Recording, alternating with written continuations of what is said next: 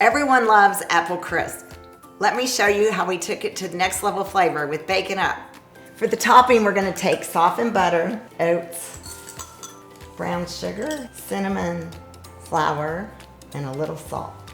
We're gonna mix all this together and it's going to make the best topping for your apple crisp. Once you get this all mixed up, we're gonna move over to the skillet and heat up the Bacon Up so we can make our filling. I've started with a scoop of Bacon Up. Add in all your chopped apples, mix in the brown sugar, cinnamon, salt, and cook it down for about 5 to 7 minutes. Complementing the apples with Bacon Up takes this recipe to the next level flavor. I wish you could smell this, y'all. Sprinkle on the topping that we made earlier into a nice even layer, and then it's ready to go into the oven at 350. You guys are gonna love this.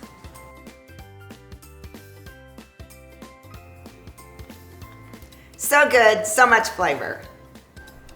Here's all the ingredients you will need.